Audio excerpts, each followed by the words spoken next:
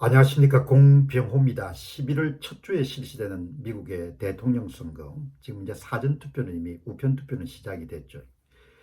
자, 이 선거 결과가 어떻게 나오느냐에 따라 가지고 이제 한국도 영향을 많이 받을 수밖에 없는데, 특히 이제 트럼프 후보는 미군 그 한국 주둔 비용에 대한 문제 때문에 이제 한국인들이 그렇게 이제 호감을 주지 않는 그런 상태죠. 이제 그리고 특히 이제 동맹국들에게 누가 됐냐가 이제 초미의 관심거리인데, 이제 미국이 워낙 넓고 다양한 사람들로 구성되어 있는 국가이고, 또 특별한 그런 선거제도인 선거인단을 중심으로 해가지고 대통령이 결정되기 때문에 전국 지지도는 별로 중요하지 않지 않습니까? 이른바 경합주 스윙 스테이트가 이제 승부를 결정하게 되는데, 이제 앞서 보도해드린 바와 같이 10월 10일 더힐 그리고 에머슨이 조사한 경합주 7군데 가운데 그 조사를 보게 되면은 첫 번째 뚜렷한 특징은 선거 막판이 다가올수록 트럼프 후보에 대한 지지도가 좀 상승 추세에 있다라는 거 하나 하고, 그 다음에 미국 대선 7개 경합주에서 에머슨 대와 정치 전문 매체인 더 힐의 이제 공동 여론조사에 따르면은 트럼프 4승 2무 1패 근소하게 이제 앞서가고 있다. 그러나 이 모든 여론조사란 것이 공정한 선거를 기준으로 해서 이제 여론조사 결과가 설명이 가능한 거지. 선거가 공정하지 않으면 다 소용이 없는 건데. 근데 마침 이제 오늘 보니까 심층적으로 월스트리트 저널에서 좀 더 최신 뉴스를 전하네요. 여기 보면은 오늘 서너 꼭지를 월스트리트 저널이 다뤘는데, 그 주요 내용 가운데 이른바 경합주 스윙 스테이트를 위한 전투는 동점이고 트럼프는 주요 이슈에서 해리스 후보를 앞서고 있다. 이런 월스트리트 저널의 여론조사 결과가 나왔는데, 특히 이제 유권자들은 경제 문제 그리고 불법 이민과 같은 국경 안보에 있어서 공화당을 선호하지만 해리스는 여전히 선거인단에서 승리할 길이 남아있다. 이렇게 월스트리트 저널 어떤 미국에서 이제 활동하고 있는 재미 학자 한 분은 뉴욕 타임스를 굉장히 오랫동안 즐겨 보시는 분 같은데, 페이스북에 올린 걸 보니까 뉴욕 타임스 저자 입장에서 월스트리트 저널은 트럼프 후보의 우호적인 그런 신문이다, 그렇게 글을 올렸는데 저는 그렇게 생각하지 않거든요. 월스트리트 저널조차도 해리스 후보의 훨씬 더 우호적인 그런, 미국의 주류 언론들은 팍스 뉴스 빼고는 뭐 그렇게 공화당 측에 우호적인 그런 매체가 없지 않겠느냐, 그렇게 생각이 드는데, 어쨌든 오늘 스윙 스테이트를 위한 전투는 동점이다, 이런 월스트리트 저널의 보도를 보면은 이제 두 후보가 상당히 치열하게 접전을 벌이고 있다, 이렇게 생각할 수가 있는 거죠. 예.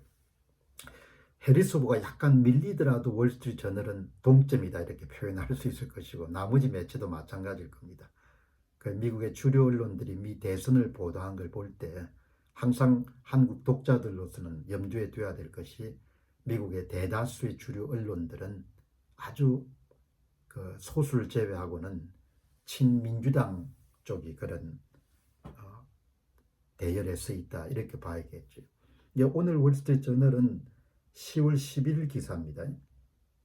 미국의 7개 주요 접전주의 유권자들은 도널드 트럼프 후보가 카말라 해리스 후보보다도 경제 문제, 국경 안보 문제라는 자신들이 가장 관심을 두는 문제를 다루는데 더 적합하다고 보고 있다. 하지만 어떤 후보가 국가를 이끌어야 하는지에 대해서는 의견이 엇갈리고 있다. 이것이 바로 월스트리트 저널이 주도한 새로운 여론조사 결과에서 나온 결과다. 앞서 방송에서 미국의 유권자를 지켜보는 관찰자 입장에서 전쟁의 종식이라든지 불법 이민자의 미국 내 유입과 같은 그런 보통의 미국 유권자들이 가장 크게 관심을 갖고 있는 사안에 대해서 중량감, 무게감이란 그런 면에서 보면은 관찰자 입장에서 트럼프 후보가 조금 더 앞설 수밖에 없을 것 같다. 그렇게 생각하는데 그거는 뭐 제 논평하는 사람의 의견인 것이고 미국의 일반 유권자들은 어떤 생각을 갖고 있는지 정확히 알 수가 없죠. 그러나 남성들은 제가 지금 논평한 내용에 동의하시는 분들이 좀 많지 않나 그렇게 생각이 듭니다. 그 기사가 계속됩니다. 가장 경쟁이 치열한 주에 대한 여론조사에서 해리스는 애리조나, 미시간, 위스콘신, 조지아에서 독립 및 제3당 후보가 포함된 그런 여론조사에서 근소한 우위를 점하고 있고 트럼프는 네바다, 노스캐롤라이나, 펜실베니아에서 근소한 우위를 점하고 있다. 하지만 트럼프가 네바다에서 5포인트 우위를 점한 것을 제외하고는 2%포인트 이상의 우위는 없다. 네바다는 다른 주와 마찬가지로 여론조사의 오차 범위 내에 있다. 그러니까 앞서 더 힐이나 에머슨 조사는 10월 10일 날 발표된 거죠.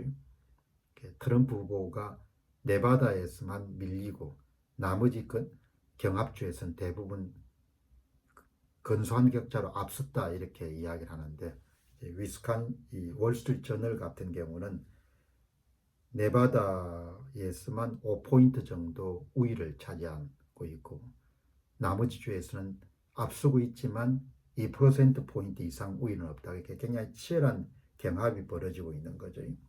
여기 보시면은 만약 오늘 2024년 대통령 총선이 실시된다면 누구에게 투표하겠습니까? 예, 보면은 애리조나 같은 경우는 해리스가 47%, 그런데 대부분 굉장히 근소한 격차네요. 예, 보시게 되면은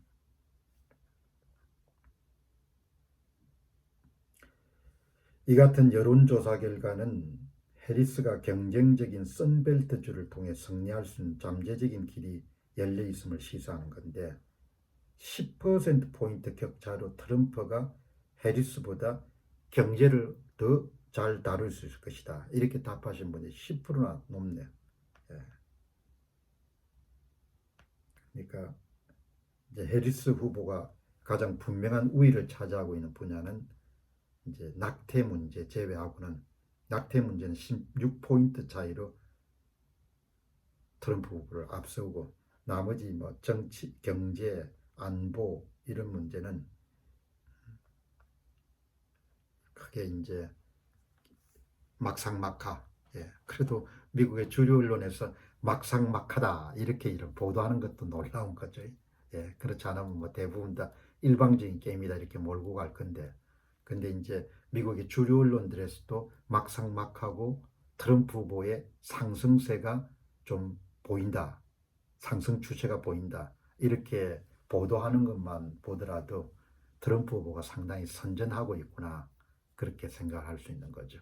오늘 방송 보시는 분들이 언짢아하신 분들도 계시겠지만 제가 늘 강조하는 것이 원하는 것, 소망하는 것도 중요하지만 있는 그대로를 보려고 하는 그런 노력들이 또 필요한 거죠. 내가 어떤 후보를 지지한다, 어떤 후보가 됐으면 좋겠다 이런 본인이 갖고 있는 판단도 중요하지만 동시에 실제 어떻게 선거판이 진행되고 있는가라는 부분을 주목할 필요가 있다. 물론 모든 이 전제 조건은 공정선거가 이루어진다는 전제 조건 하에서 말씀을 드린 거죠. 그 전제가 틀어지게 되면은 뭐 결과는 예상할 수가 없는 것이고. 예, 감사합니다.